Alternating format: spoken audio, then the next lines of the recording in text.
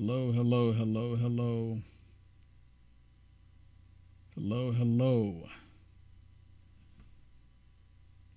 And what's going on? What's going on? Hey, thank you so much for joining me. My name is Will Johnson. UniteAmericaFirst.com is the website. And yes, it is my birthday. I'm going to say thank you so much to all of you that send me awesome birthday wishes. Thank you so much. I really do appreciate it. So now I know what 27 feels like. I'm just a little bit, how would I say this? I'm just a little over halfway there. Just a little over halfway there. I'm halfway done. Yes, just a little over halfway done, but I'm still just getting started. Thank you so much for tuning in. What an awesome time to be alive. Oh my goodness. This is okay. So what's happening right now hasn't happened in over 100 years. And something dawned on me. Something dawned on me when all this is taking place. And I was sitting there looking at this. I said, you know what? There's some people that's upset with the I guess you could call them the dirty 20, right? The dirty 20. You have heard of the dirty 12, the dirty 12 or something like that. Right? We can call them or let's call them the strong 20. That's what I'm calling them, the strong 20. There's nothing dirty about them, but it's the strong 20. And the strong 20, something dawned on me about these 20 people that are actually standing up against the establishment. And you know what dawned on me? What dawned on me is what made me think about it is what the Democrat Party is not doing. See, what these 20 strong men and women are doing, they're doing something that the Democrat Party could never do. See, the Democrat Party, this is one thing that no one has really talked about. And maybe Will Johnson is looking at, but you know what? This is something that the Democrat Party would never, ever do. They would never, ever stand up against the establishment, because what's happening here is that every last one of the Democrats that are voting, they are the establishment. They're supporting the establishment. They're supporting the direction of the country that is headed in right now. Every last one of them. But no one is bringing this up. Why is that? How come no one is bringing that up? These 20, the strong 20, are doing what all of Congress should be doing. What they're doing is causing a healthy debate about who should be the actual Speaker of the House. And it shouldn't just be something that you just hand off to somebody. It really shouldn't. This is pretty awesome to me. And I've been sticking with the 20 from the day one, from the get-go.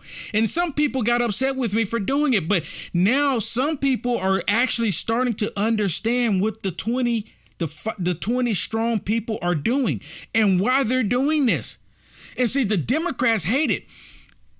The Democrats hate the fact that the 20 are doing this, because the 20 are actually bringing out to light what they've been doing all along, and they're trying to stop it.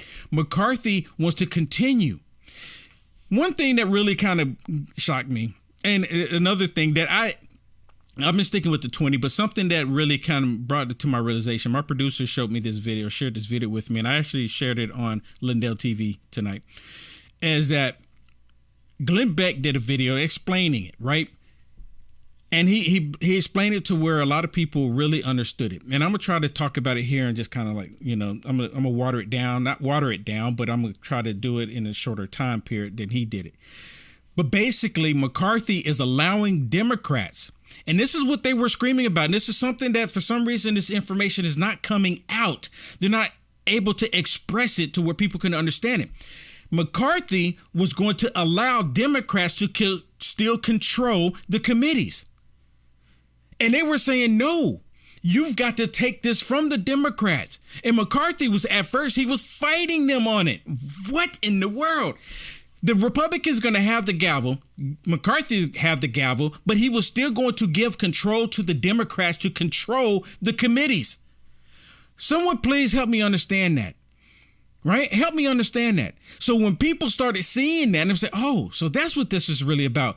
These 20 are fighting McCarthy because McCarthy is still bending over backwards for the Democrat Party. He's still doing it. And I have some stuff that I want to share with you tonight, because some of this stuff actually brings it up that McCarthy McCarthy is actually, Tucker, I was watching a little bit of Tucker, and I'm going to share something with you. But Tucker brought it up and said that if anything, McCarthy probably is learning something. He's learning that you cannot continue down the same status quo. What these 20 are fighting against, and a lot of people still don't understand it, are still trying to grasp it. What the 20 are fighting against, they're fighting against the establishment. That's what they're doing. They're fighting against the establishment. Not only are they fighting against the establishment Republicans, they're fighting against the establishment Democrats, the establishment in Congress. They're fighting against them. And just another tidbit of information here that I come to realize, Mitch McConnell, this is the very reason why Mitch McConnell did not support Republicans in winning the Senate. In my opinion, this is the very reason why Mitch McConnell didn't do that. Mitch McConnell prevented Republicans from winning the Senate so he wouldn't be going through this right now. Right? Because he wanted to be the leader, even if it means him just being the minority leader, he still wanted to be the leader. He wanted to be the leader of the Republican Party as far as when it comes to the Senate. He prevented what is happening to McCarthy. You understand what I'm telling you? The establishment Senator Mitch McConnell prevented what's happening right now in the House. Y'all getting the picture? Y'all getting the picture? I'm telling you, that's exactly what happened. Me just looking on the outside, looking in. That is exactly what happened. So McCarthy now, he's in this position where he's going to have to decide. He's going to continue to go down this path because the last time I heard it was 11th time they voted and he's still not there. 11 times. It's like the 11th hour. And they said it's probably going to go on into the weekend of discussion. So they're going to go back tomorrow. They're probably going to have 3 more times. 11, 12, 13, 14, right? Because typically they've been doing 3 a day. At least that's my understanding. Been doing 3 a day, right? Somewhere around there, right? But if they do 3 tomorrow, it'll be 14 going into the weekend. So McCarthy, and it still looks like, and I don't like this, but it still look like it's possibly that McCarthy is going to end up with it. I'm just saying. Let me share something with you.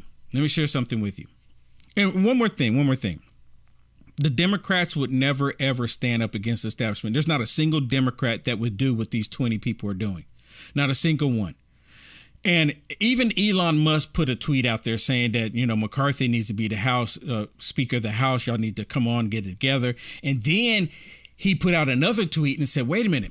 I'm paraphrasing here. I'm rethinking that. Maybe McCarthy shouldn't be the Speaker of the House because apparently he wasn't getting all the information either. So now he's been privy to some more of the information. He's starting to have a second look at it and say, well, maybe McCarthy shouldn't be. But then he asked the questions, well, who should be? I like Brian Donalds. That's who I like. I like Brian Donalds. I think he should be the one. I think so. That's just my personal opinion. Right? That's just my personal opinion. But listen to some of this stuff as they're talking about Mitch McConnell. And this is such a hot topic because after over 100 years this hasn't happened. And this is happening in our lifetime. You and I are seeing history being unfolded right before our very eyes. And while the Democrats are sitting back weak, no backbone, no spine, not a single Democrat can stand up against the establishment. Not a single one of them. Not a single Democrat is standing up against the establishment. Why? Because the establishment has them in a chokehold. The establishment has them, grasp them, and will not let them do anything else. They have to get in line or else. Listen to this. The Virginia Republican, the congressman-elect, is opposed to Kevin McCarthy as Speaker. And I assume, Congressman, nothing has changed despite what you heard out of your Texas colleague just now.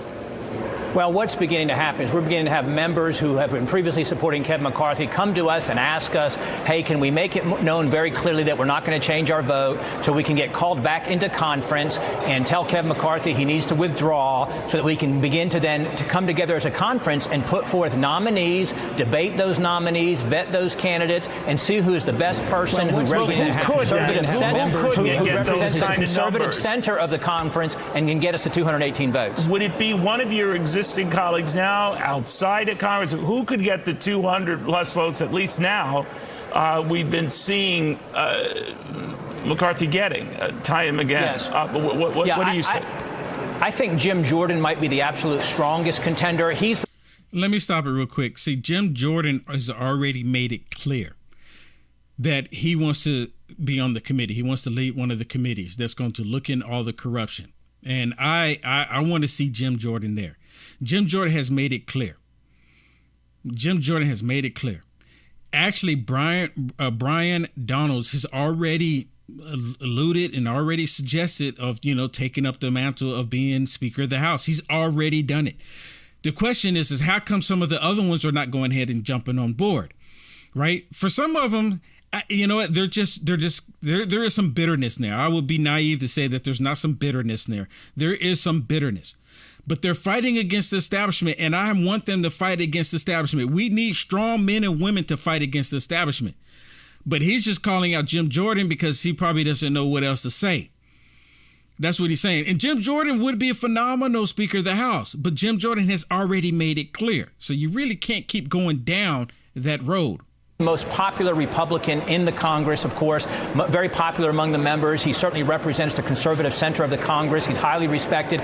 But, no one of us can pick that speaker. Any 5 members can block a speaker, but it's going to take 218 of us to come together and choose that person. But I think individuals like Byron Donalds or Kevin Hearns or even people like a Jim Banks or a Mike Johnson, there's individuals that could, I think, garner that level of support. But we need to come together and have a contest and work through the Democratic process, if you will, our constitutional republic, our representative democracy, use the elected certificates we have as members of Congress to come together and choose someone who's best for the country.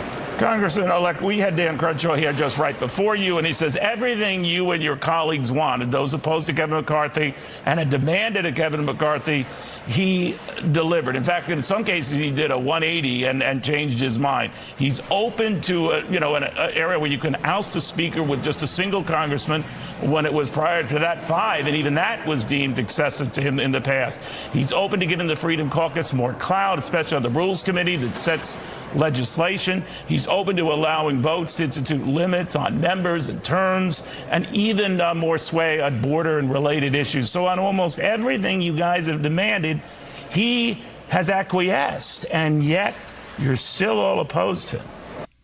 Because he hasn't agreed to the one thing that they really want. And that one thing that they really want is for him to just step down. See, if he come out and publicly say that he's going to step down, then all of them can actually come together and they can all make a decision on it.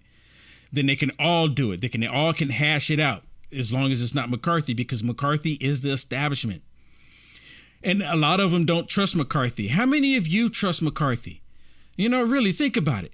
And now, of course, I sadly to say McCarthy over Hakeem Joffrey any day of the year, any day of the week, any day of the hour, any day of the minute, any day of the second. Just any point, he would be better than Joffrey's, right? He would just be better. But he's slightly better. He's slightly better is the problem. And that's what they've been talking about. The one thing he needs to do is step down. He really does.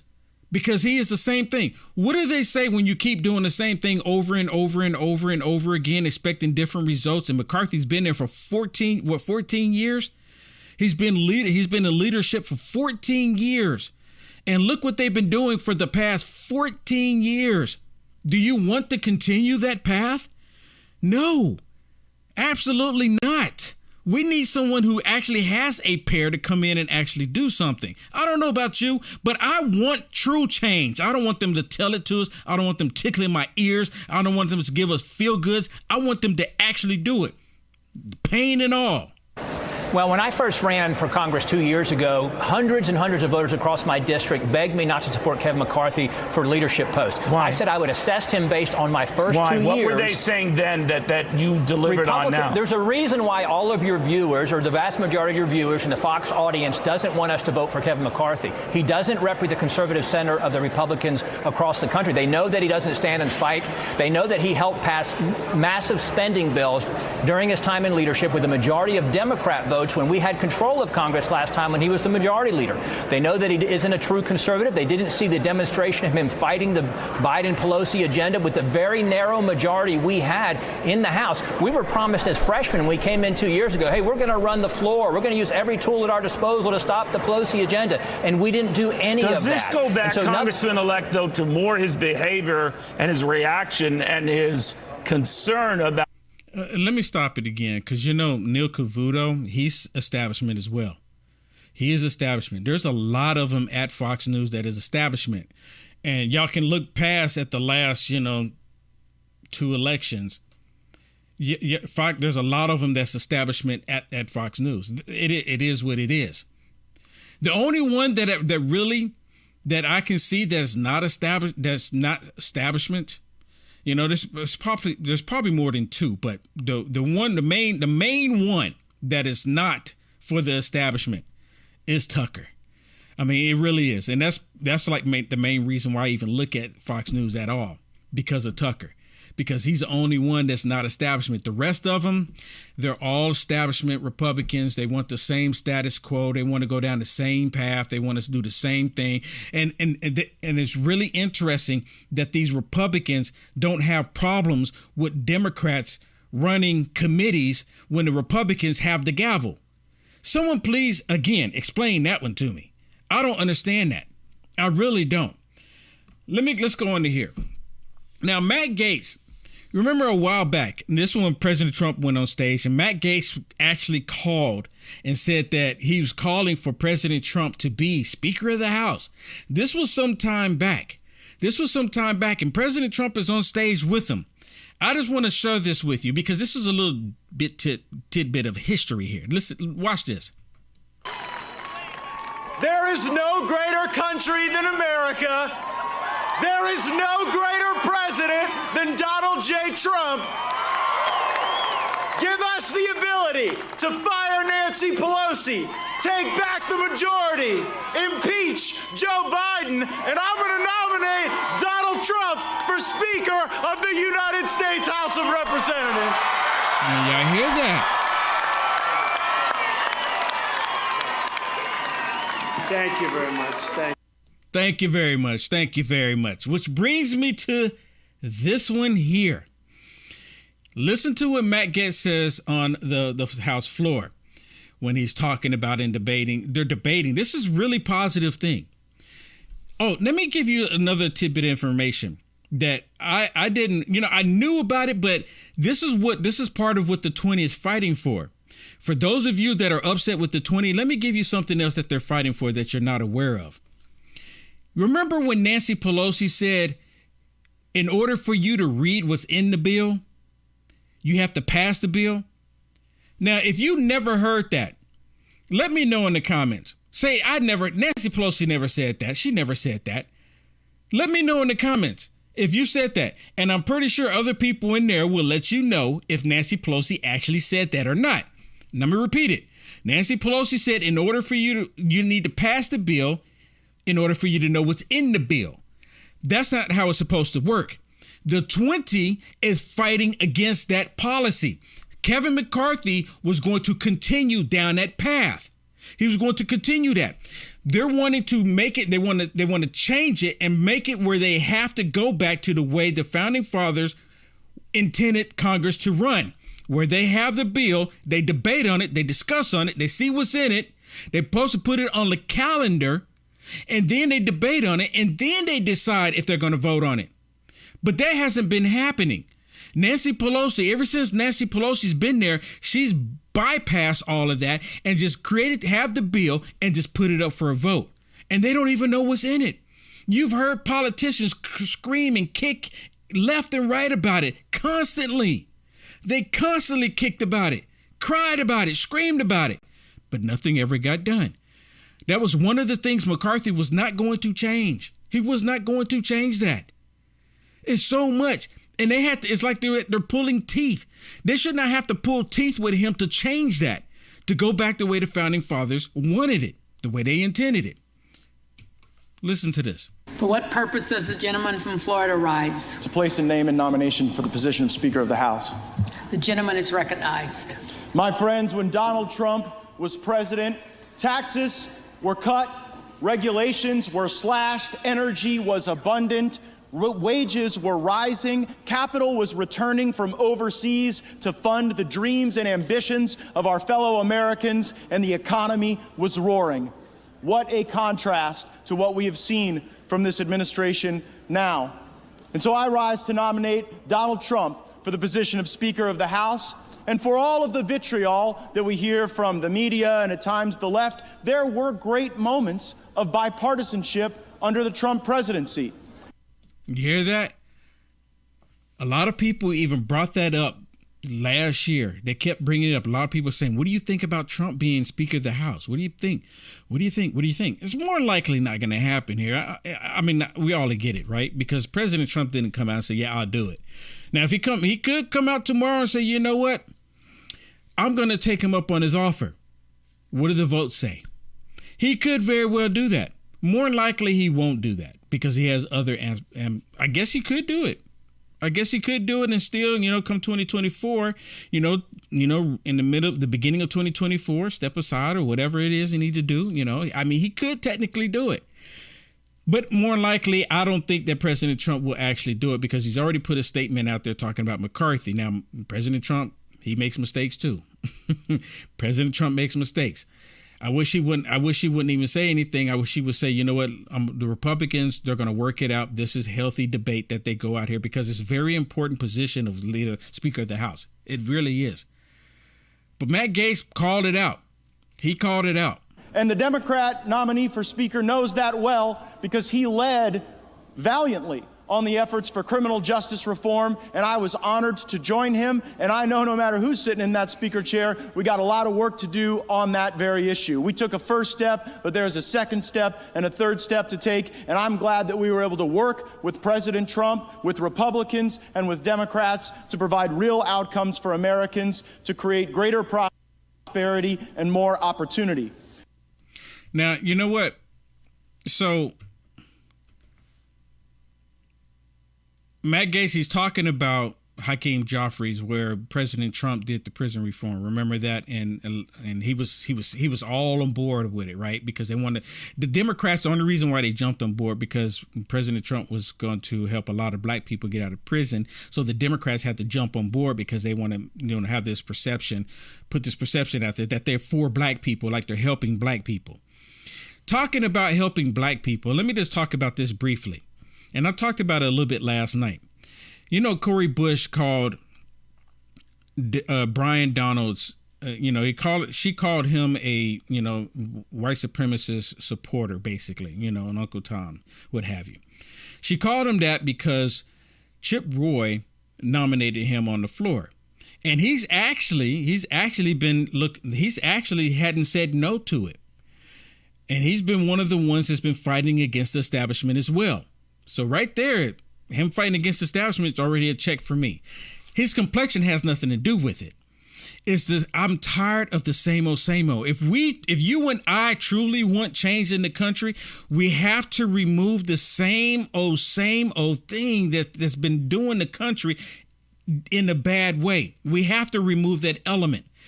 Mitch McConnell did what he did by not allowing Republicans to win so he can stay in his position, even though it's just a minority, like as I mentioned. A lot of people didn't understand, why would Mitch McConnell do that? Why would he do that? Well, this is the very reason why he did it, because he didn't want to lose his power, even though he's just a minority. He'll settle for that, but at least he's the leader. And he's just sitting back looking at McCarthy like, he's probably going like, I told you, McCarthy. I told you shouldn't have helped those Republicans win. You shouldn't have helped them win. You should have gave it back to Nancy Pelosi, and then you would still be here. You should have gave it back to him. See, that's how the rhino establishment thinks. Now, listen to Tucker. Now, Tucker, like I said, Tucker's not for the establishment. He's actually calling them out. And you notice a lot of the establishment Republicans, they don't go on his show anymore. They haven't been showing up. And he's made it clear multiple times that he's reached out to these establishment Republicans, but they're scared to go on there with him because they know that Tucker will address the issues and he'll ask the questions, and millions upon millions of people will tune in. So they do just like the establishment Republicans do the same thing that all these Democrats would do. They'll stay from the camera. They'll go to safe places like Adam Kissinger goes over on CNN. And now Adam Kissinger works at CNN. Isn't that convenient? But listen to what Tucker says. What's going on here exactly? Why are these people so upset? Well, part of it, of course, is political. Dan Crenshaw is a committed neoliberal. He's a tool of his donors. He's hawkish on Ukraine's borders, but indifferent to ours. And Dan Crenshaw knows that Kevin McCarthy is the least conservative speaker he is likely to get ever. And they all think that. Watch one of them make the case. There is this widespread myth among many of my conservative brethren that being electable makes you more moderate, that being electable makes you part of the establishment. There is no frickin' establishment. If there was an establishment, this wouldn't be happening. You know what? See, this is the problem. This is the problem. You have people like him that's going on here, and he probably deems himself highly intelligent. If there's no establishment, then this wouldn't be happening. And there's so many people like that got their head stuck up their butt and not realizing what's going on. They don't pay attention to what's happening in the real world. And see, this, you know what? One thing I said before, the Democrat Party should have been crushed. But what's happening is the establishment and the Republican, the true Republicans are fighting one another. And you have to have people with a pair fighting this. Now, listen to what this dude says, because he's talking about there's no establishment. This dude is completely lost. He's not paying attention to what's actually going on. And of course, he's on the Communist News Network. If there was an establishment, this wouldn't be happening. Kevin McCarthy would be, by almost any objective measure, one of the 2 or 3 most conservative Republican speakers in U.S. history, at least for the last 100 years. Paul Ryan was the most conservative speaker. This idea that being part of the establishment makes you a rhino squish loser is this fantasy that these guys are getting high on their own farts and like Fox green rooms on. You hear this? Oh my goodness. And you know what? He's on Communist News Network. I don't even know who this dude is, but he's most definitely a leftist communist. Got his head stuck up his butt, not paying attention to what's actually going on in reality. And you know, you can hear the people in the background. Oh yes, you're so right. You're so right. You're so right. This is the problem in our country. After all of the years of this country being a nation, you still have people like this dude here, not paying attention to the reality of it all. I guarantee everybody that's watching right now said, of course there's an establishment. Of course there is. Of course there's a one world order. And, you know, they used to say there was never a one world order. Just like right now he's saying there's no establishment. So do you believe what you see or do you believe what you hear with this dude? I think most people are going to believe what they see. Not from anything coming from the Communist News Network. It's nonsense. You know what? Scolds the moron. Kevin McCarthy is conservative enough for you. So shut up and accept him, or else we're going to call you names. Okay, tough guy, settle down. So again, what you're seeing here is the usual left-right ideological politics at work. But that is not all that is going on. Because actually, most politicians are not very ideological, even the ones who claim to be. They wouldn't know an idea if it got in the shower with them. In fact, a lot of them are agnostic about ideas. But the one thing that every politician has in common, every one of them, is every one of them wants to win elections. That's the goal. And honestly, by that measure, Kevin McCarthy has underwhelmed. The red wave that we were all promised, remember that? It didn't materialize last fall. The midterms were a crushing disappointment. Now, that is not all Kevin McCarthy's fault. If you want to blame a single person, blame Mitch McConnell, who deserves it. But Kevin McCarthy was the head Republican in the House when that happened, that debacle happened. And he shares responsibility for it. That's true. But you never know that from listening to Republican leaders in Washington. They don't talk about it. They've never atoned. They have no plan to change. They'd like to ignore what happened in November and move on as if everything is fine. That means McConnell continuing to be minority leader. That means McCarthy as speaker. That means Ronna Romney McDaniel still running the RNC, the same team that was in place 2 months ago. How does that work exactly? If I'm a valet parker and I crash your car, you don't give me another car to park until I take a driving lesson, right? Oh, not in Washington. Have another car. A more expensive one this time. Because if there's one thing that Washington hates on a bipartisan basis, it's accountability. Yep. And unfortunately, the Republican Party is no different in that. No one is ever punished for failure or ever forced to explain how those failures happen. And as a result of that lack of accountability, no one ever improves. Everybody just keeps getting rewarded for producing the same disasters. Think about that. That's so true. And that's kind of what I was just talking about, what you've all heard the same thing about doing the same thing over and over and over and expecting to get the different results when you're not going to get different results. Going with Kevin McCarthy is going to end up eventually with the same results. Sadly, he probably might get there. It looked like I hope and pray that, maybe something happens and he just go, you know what, I'm going to step down for the betterment of the Republican Party so we can move on. We'll select somebody that everybody can get behind. Let's just do that. But I'm hoping that's the case. But doing the same thing over and over and over again, we're not going to get any change. We're not going to get any. They're not going to actually look into investigations. McCarthy was actually stopping that. You know how the FBI was working with the big tech companies and censoring American people? You remember that? You remember the Hunter Biden laptop and all of that? McCarthy was going to fight against that. Did y'all know that? He was going to push against that. Said, no, well, you know what? It's the FBI. We're not going to intervene. What? For producing the same disasters. Think about that. If you raised your kids like that, they'd be in prison. So maybe the main thing that's making people mad is that Republican voters see the same people in charge producing the same mediocre results, paying a lot more attention to lobbyists than to them. That's not democracy, actually. It's the opposite of democracy. And watching this drives them insane. Yes. I mean, it's driving me insane. It's driving everybody insane, right? It's like, what in the world?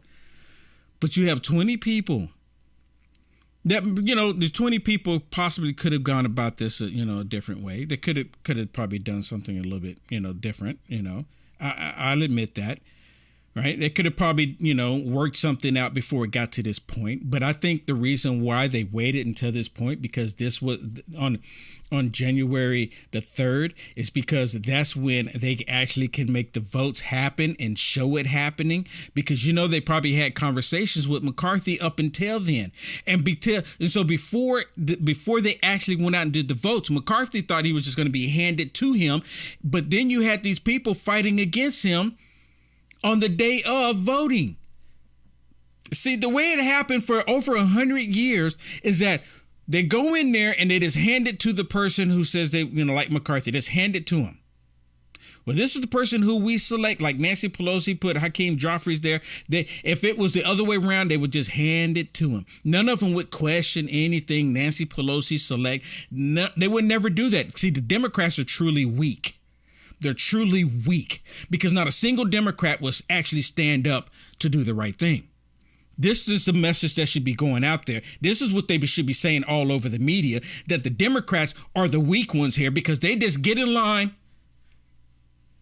blinders on, blindly follow whoever they're told to follow blindly without even questioning it. None of it. None of it. They just blindly do it. But here you have Republicans saying, wait a minute. Oh, wait a minute. What do you mean, wait a minute? We've been doing it like this for over 100 years. But you have some people that are saying, no, it's become a problem. And they waited till January the 3rd to actually make the actual change, because then the entire world is looking. Because the entire world is looking at the United States of America and say, my goodness, what's going on in America? What's going on in America? Let me share another one with you from Tucker where he's talking about, and it shows these video clips. I'm doing commentary on Tucker, and Tucker's doing commentary on the morons over on the liberal media outlets.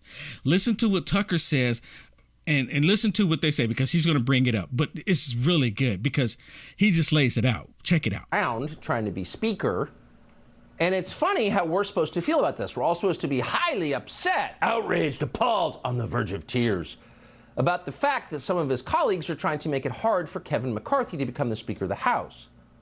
Very upset. But why exactly is it so upsetting? It should be hard to become Speaker of the House in this country. Very hard. It's a big job. It's one of those powerful jobs in the world. It's not one of those positions you give to elderly men who've campaigned from their basement. If you want to be the guy who's second in line from the presidency in America, you got to work for it. And Kevin McCarthy certainly has worked for it this week, whatever you think of him. You get the feeling McCarthy would crawl naked through a sewer to get this gig. And that's not necessarily an insult, by the way. It's what it takes, obviously. Maybe it's what it should take. So if you take a deep breath and you think about it for a second, nothing we have seen in Washington recently, the supposedly apocalyptic world-ending drama of politicians arguing with each other, none of it qualifies as especially unusual or even bad. This is what democracy looks like when you get up close. I want one thing, you want another thing, we schedule a vote to see who gets it, or in this case, 11 votes. But whatever, how is that a disaster?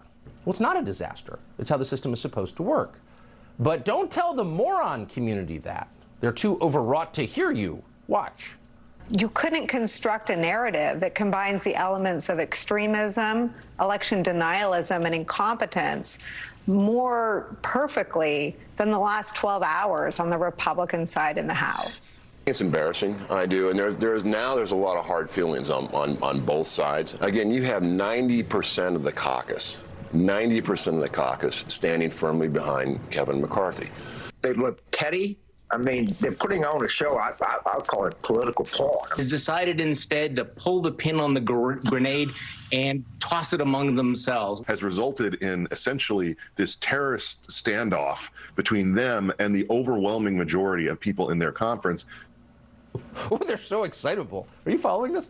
The failure to make it super easy and simple for Kevin McCarthy is extremism, declares Nicole Wallace. It's just exactly embarrassing, says Ryan Zinke. It's pornography, says another. Poor old Charlie Sykes got so upset watching the proceedings that he compared a vote in Congress to an exploding hand grenade. There was smoke and fire and shrapnel and the shrieking of the dying calling out for their mothers because some people would not vote for Kevin McCarthy. You know, that's so bizarre, right? Like, I was just saying that. Like, they just expect him to just hand it over. Just hand it over. Hand it here. Hand it over. Hand it over. And I you know what? I've been sticking with the 20 from the get-go. Because, see, you know, I'm not saying that I have insight or anything. I look at stuff and sometimes I get stuff wrong. I get stuff wrong a lot, you know. I'll admit that. That's why I can't be a politician, because I'll admit the stuff being wrong and when I do wrong things. And, you know, you can't have politicians going up there admitting they did something wrong, right? But I don't have any issues doing with it because I'm human. But they expect it, they hand it over to McCarthy. Just hand it to him. Even the Democrats wanted them to just hand it over to McCarthy. And see, truly, the Democrats, the weak Democrats that don't ever stand up against the establishment because they all want to go along with the quid pro quo, not a single one of them will ever do this. None of them will, right? Except for, you know, well, I guess you have Manchin. He'll stand up every now and then. And you have Kristen Sinema. And she actually went to become a dependent. But that's the extent of it. Nothing compared to this. Nothing compared to this. They're just supposed to hand it over. Just hand it over. No. Thank you. And some people got upset with me because I was sticking with the 20 that was saying no. How many of you are sticking with the 20? How many of you like the fact that after 100 years, you are the generation that see a group of men and women, strong men and women, and on the Republican Party side at that, actually standing up, fighting against the establishment? How many of you like that? And I'm like, this is my birthday. This is my birthday. And all this chaos and everything going on. I'm like, you know what? It tells me that there's still hope for the nation. That's what it tells me. And a lot of people going, oh, this is chaos. This is chaos. And like Tucker was talking about, oh, they're throwing a hand grenade in there. Oh, everything is just terrible. Hit the deck, hit the deck. But no, it's not really that. This is actually good, constructive debating that should be taking place. It really is. This is what we elected them to go do on Capitol Hill. We didn't elect them to go on Capitol Hill and just roll over and give the establishment whatever it is that they want. We didn't elect people to do that. And a lot of people that were elected, like Dan Crenshaw. A lot of people thought Dan Crenshaw was going to be one of those guys. Dan Crenshaw should be one of those guys standing with the 20 because he ran on against the establishment. He ran on fighting for America. He did these whole videos and everything, but he's a total rhino. He's actually the one that started calling the 20 terrorists. He sounds just like the Democrats because he's part of the establishment. And that's where the main problem comes into play here. The establishment has such a stronghold on Congress. They feel that they should rule everything, and no one can say otherwise. That's what it was like in there, ladies and gentlemen. Some of us will never recover. Then another one of the buffoons in the clip you just saw went further and called the whole thing terrorism, which is the remorseless use of violence against the civilian population to effect a political goal. So Chip Roy is Osama bin Laden now. Hunt him down in his cave. Dan Crenshaw of Texas, filling the role recently vacated by his friend Adam Kinzinger, said virtually the same thing yesterday. Anyone who doesn't support Kevin McCarthy for Speaker is a terrorist. And Crenshaw's voice seemed to crack with emotion as he said he meant it. He's a terrorist. They're terrorists. So let's get this straight. Anybody, even, you know what? Think about this. It's just something, boop, a light bulb just went off. And maybe it did go off for some of y'all too. A light bulb just went off. You have establishment Republicans calling other Republicans terrorists because they're going against the establishment, not just going along with the quid pro quo. And they're calling them terrorists. We remember Joe Biden. What did he say about Republicans throughout the entire nation that basically goes against the establishment? You know, the MAGA Republicans. What did he call them? He said that all of them are a threat to our democracy. You remember? He said that. He called all of us basically domestic terrorists. So it's the same rhetoric that Dan Crenshaw and other rhino establishment Republicans are using against those of us that want true change, those of us that love America, those of us that want to keep our country. That's what is happening. That's what's taking place. The same rhetoric. It's almost like the Democrats. And you know what? At first they were saying, because Dan Crenshaw came out there and said, it's like these 20 are working with the Democrats. No. If you actually step back just a little bit, not even a full step, just step back a little bit, you'll see the bigger picture here. And you'll see how Dan Crenshaw and all these establishment Republicans, they're working hand in hand with the Democrats. You can't tell me that they're not when McCarthy was still going to allow the Democrats to control the committees. Yes, you heard me.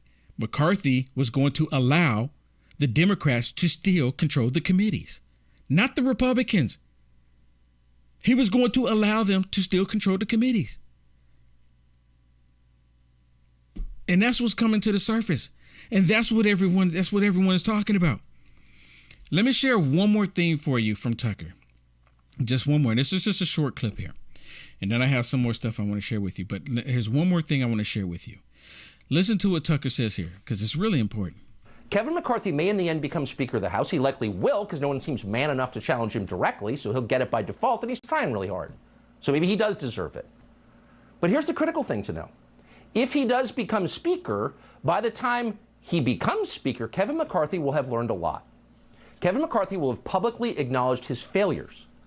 He will have been forced to face the people he has disappointed, both within the Congress and outside of it. And he will have promised to change. So here we will have suffering, accountability, and repentance. Those are not bad things. No, those are the best things. Those are the wrenching life experiences that turn the mediocre into decent people. And Kevin McCarthy never would have done any of that unless he was forced to. None of us will ever do any of that unless we're forced to. So 20 of Kevin McCarthy's colleagues have forced him to become better. And the rest of us ought to be very grateful to them for doing it because no one else was going to. Thank you. Thank you. And that's why I said it still looks like that he's possibly going to end up with it, because I said, and I think everyone would agree, McCarthy over Joffrey's any day. I mean, I think everybody would agree with that. Every single person would agree with that. The scary thing is that, you know, if some Republicans can say, you know what, I'm gonna really shake it up. I'm gonna vote for Joffrey's. Oh my goodness, that would be terrifying. That would be horrifying, right? It would be horrifying, but more likely not going to happen. More likely not going to happen, but it would be horrifying. But hopefully, like Tucker said, that McCarthy will actually have learned something. Hopefully he would. This is a wake up call to him. After 11 votes, 11 attempts, he's still not there. This should be, I mean, how would you feel if you're wanting to be the Speaker of the House and it goes to day 3 like this after 11 votes and you're still not there? How would you feel? Would you feel defeated? Would you feel like there's something wrong, even though you have 200 people still supporting you, but you're not getting across the finish line? Would you feel like, you know what? I mean, what am I doing wrong? Well, how come they're not all behind me? And then, of course, you have the liberal media. They're demonizing the 20 strong people that are standing up against the establishment. Of course, they're going to demonize them. That's what they're supposed to do. They're supposed to say they're disrupting democracy. They're disrupting democracy. And then some of them even talking about Marjorie Taylor Greene, and she's been supporting McCarthy, which is, to me, I don't understand that one. I really don't. Because she couldn't sit on any committees because of McCarthy, allowing Nancy Pelosi to kick her off of committees. But then McCarthy is still going to allow the Democrats to control the committees. Imagine that. All right, we're here at this point. For everybody on Facebook, I want to say thank you so much for participating, for being here. Let me see. I saw Danielle. Darlene, thank you so much for the stars on Facebook. Thank you so much. And the rest of them are rolling off. I just happened to see that one. Thank you so much for the blessings. Let me look over here on the other one real quick. See if I don't know. Sometimes they show it for me. Sometimes they don't, but they kind of roll off. And I wish Facebook would just make it a little bit easier for me to see it. I do apologize because I like to publicly acknowledge saying just thank you. Can I just say it that way? Without me saying everybody's name, can I just say thank you so much for the birthday stars? Thank you so much for it. That's what I'm calling it. Today's my birthday, and I want to say thank you so much for the birthday stars. I hope you like my broadcast. I hope you like the shows that I do. I hope you like the information that I bring and, you know, the point of view that I have. I hope you enjoy it. And I thank you so much. One thing you can do for me on my birthday, if it's not asking too much, can you hit the share button? Please hit the share button. So, okay, I'll give you a birthday share. I'll give you a birthday share. Can you do that for me? That would be phenomenal. A birthday share. Come on. All right. And let me go over to YouTube because some people on YouTube sent me some super chats and I'm highly greatly appreciated to that. Wow, this is interesting. YouTube is showing up a little bit different here, which is a little strange to me. This is the first time I've seen it come up like this. Maybe it's weird. But anyways, Sunkiss. I like that name. Thank you so much for the super chat. I really do appreciate it. And then Sherry, thank you so much for the super chat as well. It got out of order here. Nora, thank you so much for the super chat. Sherry, a different Sherry, thank you so much for the super chat. Shelly, thank you so much. And then I already said Sunkiss, and that's Sherry. And then Mandatory Carry, thank you so much. Thank you so much.